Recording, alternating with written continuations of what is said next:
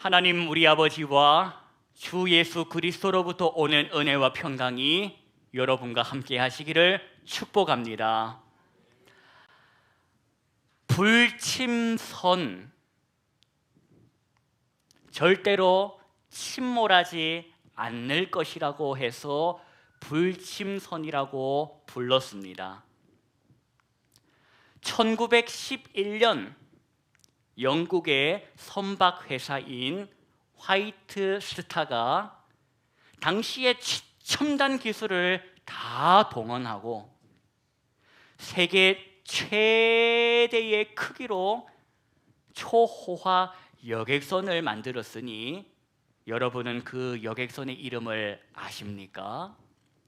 이 여객선의 이름은 그리스 신화에 나오는 거인신의 이름을 따서 이름을 붙였습니다.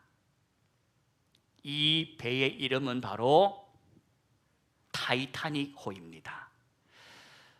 1998년도에 이 타이타닉호가 영화로 개봉이 되었는데 그때 보신 분 계십니까?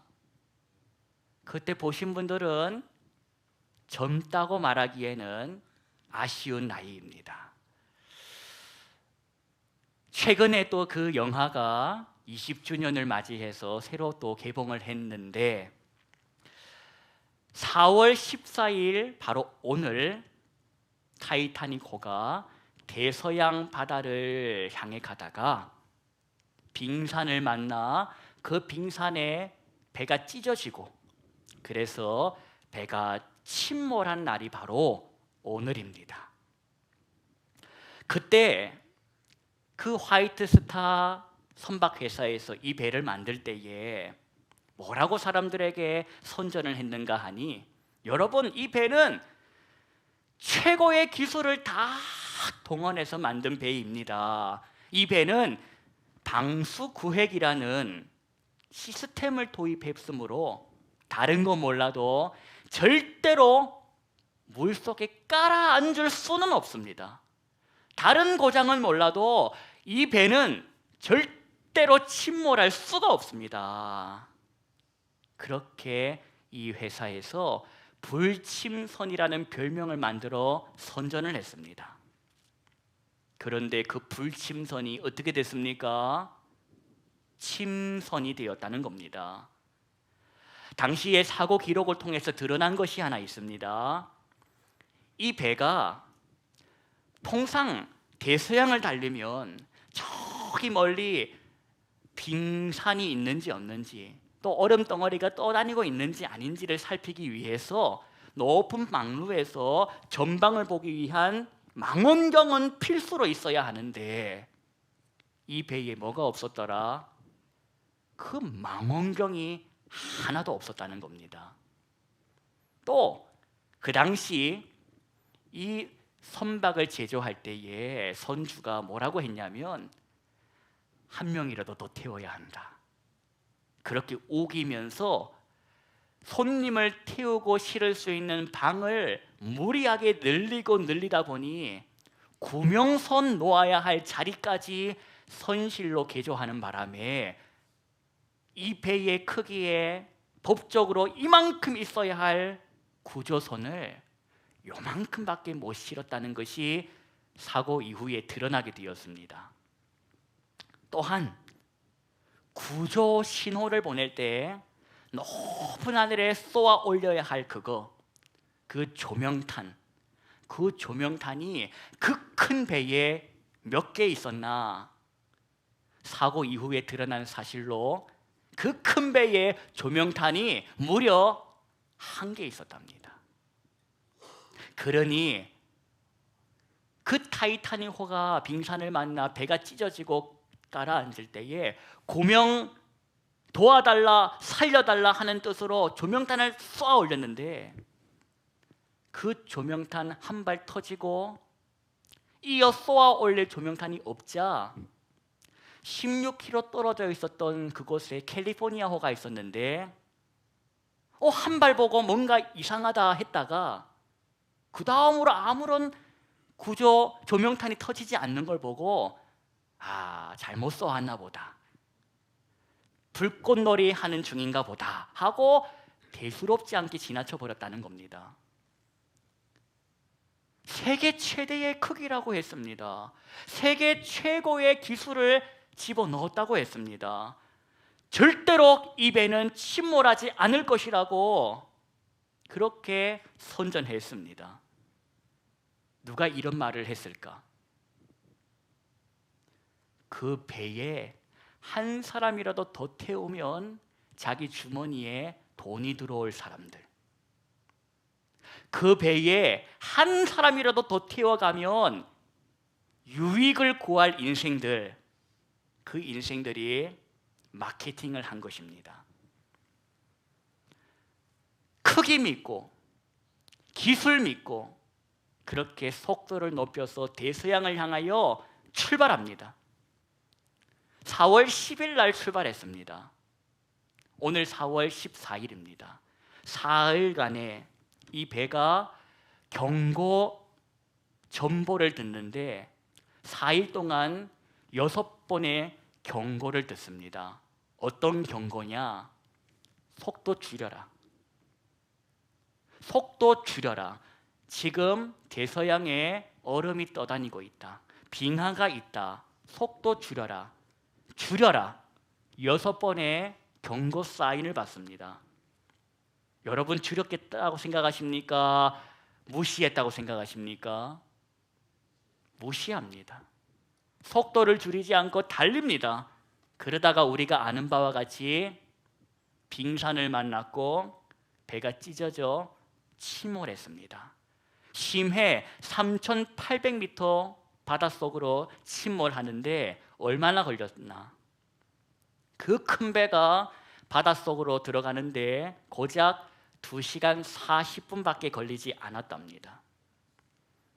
그때 사람들이 죽어나갔는데 큰 배가 없어서 죽어나간 게 아니라 작은 배가 없어서, 구명선이 없어서 죽어나갔다. 왜 구명선이 그러면 부족했냐? 한 사람이라도 더 태우려고, 한 푼이라도 더 벌어보려고 그렇게 손님 태울 방 늘리다 보니 구명선이 부족했다는 겁니다. 여러분 이 얘기를 들으면서 어떤 생각이 드십니까? 나쁜 사람들, 못된 사람들, 그 벌어보려고 선실을 무리하게 늘려, 구조선을 줄여, 이런 마음이 여러분 속에 드십니까?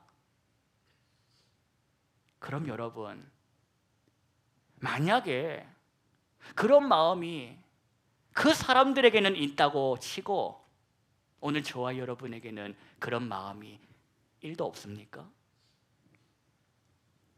여러분 마음에는 그런 생각이 1도 없냐? 다 저 사람이 나쁜 사람이요, 저 사람이 잘못됐다는 생각만 가득합니까? 만약에 내 안에도 그런 마음이 있다면 오늘 하루도 일하자. 오늘 하루도 일하자. 오늘 하루 고생하자. 오늘 하루 고생하면 1년 뒤에는 덜 고생할 거야. 오늘 하루 이 한철만 고생하자. 3년 뒤에는, 5년 뒤에는 좋아질 거야. 그럴 생각하고 여러분 살진 않습니까? 오늘 마주한 본문은 죄송하지만 듣기 좋은 소리가 아닙니다. 오늘 마주한 본문은 달콤한 소리가 아닙니다. 인생이라는 배를 타고 가는 사람으로서 저와 여러분이 반드시 들어야 합니다. 듣고 마음에 담아야 할 소리입니다. 하나님이 이 시간, 저와 여러분을 이 시간 앉혀주신 것은 이 말씀 들으라고, 이 말씀 다른 사람 말씀 아니다, 너가 살아야 할 말씀이다 하고 주시는 하나님의 은혜의 말씀인 줄로 믿으시고 받으시기를 바랍니다. 부활의 증인이 있었습니다. 성경은 누가 부활의 증인이냐? 예수의 죽으심을 본 사람들, 그리고 그의 살아나심을 본 사람들이 부활의 증인이라고 하십니다. 살아나신 예수님께서 말씀하십니다. 오직 성령이 너희에게 임하시면 너희가 권능을 받고 예루살렘과 온 유대와 사마리아와 땅끝까지 뭐가 될 것이다? 내 증인이 될 것이라고 말씀하십니다. 그 이후로 어떻게 됐답니까? 성경을 봤더니 약속하신 성령을 보내주셨답니다. 그 성령을 통해 권능을 받은 사람들이 생겨났고 그들이 어떻게 살았냐? 목숨 걸고 본 것과 들은 것을 말하고 살았답니다. 부활의 증인으로 살았다는 겁니다. 그 중에 누가 있었나? 베드로도 있었다. 태어나면서 한 번도 걸어보지 못한 사람, 그 사람을 향하여 베드로가 뭐라고 합니까? 나사렛 예수 그리스도의 이름으로 너 일어나 걸어라. 그러면서 그 사람의 오른손 잡아 일으키니 그 사람이 일어났다고 합니다. 걷기도 하고 뛰기도 하면서 성전에 들어가서 하나님 감사합니다 하고 찬송했답니다. 그러자 거기에 있었던 사람들이 기겁을 하면서 베드로를 쳐다봤다는 거 아닙니까? 그 수많은 사람들이 기겁을 하면서 베드로를 쳐다보는데 사람을 쳐다보는 눈빛이 아니요, 이 눈빛은 하나님을 쳐다보는 눈빛으로 베드로를 쳐다보더라. 그러자 베드로가 하는 말이 뭡니까? 12절 보십시오. 12절 합독하겠습니다. 베드로가 이것을 보고 백성에게 말하되 이스라엘 사람들아, 이 일을 왜 놀랍게 여기느냐? 우리 개인의 권능과 경건으로 이 사람을 걷게 한 것처럼 왜 우리를 주목하느냐? 뭔 뜻입니까 이게? 생각하는 그거 아니라는 겁니다. 내가 이 사람 걷게 한 게 아니라는 겁니다. 이 사람을 걷게 한 것은 내가 아니고 누구라? 너희들이 죽인 예수라는 겁니다. 빌라도는 놓아주려고 했는데 너희들이 죽이라고 하지 않았냐? 그래서 예수가 죽었다는 겁니다. 그런데 죽은 예수를 우리 조상의 하나님이 어쩌셨다? 살리셨다는 겁니다. 죽은 자 가운데서 그를 살리셨으니 우리가 그 일에 뭐다? 증인이라는 겁니다. 여러분, 이 얘기를 베드로가 왜 합니까? 뭐 때문에 이 얘기를 하는 겁니까? 예수 믿어라는 겁니다. 베드로가 예수를 믿고 살아가고 있듯이 여기 모인 사람들에게 베드로가 하고 싶은 이야기는 너희들도 나처럼 누구 믿어라? 예수 믿어라는 겁니다. 예수 믿는다라는 게 의미하는 게 뭔지 아십니까? 믿습니다, 믿습니다 하는 게 믿는 겁니까? 예수를 돈이 많은 분으로 믿고 실력이 좋은 분으로 믿어. 돈 달라 할 때 예수, 세워달라 할 때 예수, 그런 게 아니라 예수를 믿는다라는 것은 예수가 하나님이라는 것을 믿는 것입니다. 영원한 생명을 주시는 분이 계시는데 그분이 바로 예수라는 것으로 인정하는 것이 예수를 믿는다라는 것입니다. 이 중에 늙고 병들어 죽지 않을 인생 나와보십시오. 이 중에 늙고 병들어 죽지 않을 인생 있습니까? 죄송하지만 시간 문제지 다 늙고 병들어 죽으실 겁니다. 그거 싫어가지고 길을 쓰고 사는 거 아닙니까? 그런 늙고 병들어 죽을 나를 너 인생 여기서 끝이 아님을 기억하라고. 그러려고 내가 너를 창조한 게 아니라는 것을 말씀하시면서 너에게 영원한 생명, 이어지는 생명을 주기 위해서 예수가 이 땅에 왔다라는 것, 그 예수를 너의 주로, 너를 구원하실 분으로 믿어라는 것입니다. 그걸 믿기 시작했으면 어떻게 살아라? 이제 네 맘대로 살지 말고 네 방식대로 살지 말고 네가 네 입으로 주라고 말하는 그분이 가르쳐 주시는 삶의 방식대로 살아보라는 겁니다. 그 방식이 뭐냐? 사랑하라는 것입니다. 사랑거려서 너무 구체적이고 추상적인데, 사랑은 너의 유익을 구하지 않는 것이요, 다른 사람의 유익을 구하는 것이요, 성내지 않는 것이요, 무례하게 행하지 않는 것이요, 믿어주고 참아주고 기다려주는 것이 바로 사랑입니다. 혹시 아직도 인생의 운전대를 그 손으로 거머쥐고 벌벌 떨면서 인생을 운전하고 계시는 분이 계십니까?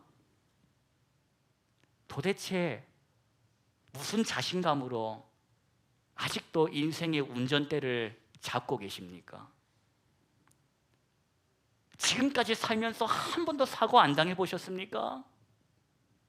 사고 당하고 그거 수습하느라 시간 쓰고 물질 쓰고 정신 쓰고, 또 사고 당하고 또 수습하고, 그러다가 끝나고 싶습니까? 전에는 내가 몰랐으니까, 예수를 몰랐으니까, 하나님의 은혜를 몰랐으니까 그래 살았는데, 이 시간 선포하지 않습니까? 예수를 믿으라고. 예수께 인생의 운전대를 드리라고. 그러면 어떻게 되는가? 그러면 보인다라는 겁니다. 뭐가 보여? 오늘이라는 것이 보이는 겁니다. 여러분, 젊은 사람들은 젊어서 염려합니다. 늙은 사람들은 늙어서 염려합니다. 그게 인생입니다. 젊어서는 오늘 고생하면 내일 보상이 있겠지. 늙어서는 어제가 좋았는데 내일은 어떻게 하나 불안해하고, 그리 살지 말라고 저와 여러분을 찾아오신 것입니다. 저와 여러분이 오늘을 잃어버리지 말라고, 오늘을 살아라고 주님께서 찾아오신 것입니다. 오늘 너의 염려, 너의 걱정, 너의 불안을 주님께 맡기라는 겁니다. 17절 보십시오. 17절로 19절까지 합독하시겠습니다. 형제들아, 너희가 알지 못하여서 그리하였으며 너희 관리들도 그리한 줄 아노라. 그러나 하나님이 모든 선지자의 입을 통하여 자기의 그리스도께서 고난 받으실 일을 미리 알게 하신 것을 이와 같이 이루셨느니라. 그러므로 너희가 회개하고 돌이켜 너희 죄 없이 함을 받으라. 이같이 하면 새롭게 되는 날이 주 앞으로부터 이를 것이요. 말씀드린 것처럼 젊으면 젊어서 염려하고 늙으면 늙어서 염려하는 것이 인생이라, 젊어서는 행복이라는 것이 내일 어디쯤에 있을 거라고 착각합니다. 그래서 오늘 포기합니다. 3년 뒤에, 5년 뒤에, 아니 10년 뒤에는 내가 웃고 있을 거야. 오늘 참자. 그러다가 늙어서 하는 소리를 들어보십시오. 행복은 왕년에 있었다고 말합니다. 그때가 좋았다고 말합니다. 그래서 그때가 그립다고 말합니다. 그러니 늙으나 젊으나 오늘이 없는 겁니다. 오늘. 그러나 예수를 믿으면 오늘을 살게 되는 것입니다. 오늘 어떻게 사나 기뻐합니다. 오늘 어떻게 사나 감사하며 삽니다. 도대체 뭘 믿고 기뻐하고 뭘 믿고 감사하나? 예수를 믿기에. 그분께서 내 인생의 운전대를 잡고 오늘도 운전하고 계심을 믿기에 기뻐할 수 있더라는 겁니다. 그 예수가 여러분하고 무슨 상관입니까? 여러분의 주님이십니까? 예수님께 여러분의 인생의 운전대를 맡기고 오늘 행복하게, 오늘 여유롭게, 오늘 감사하며 살고 있습니까?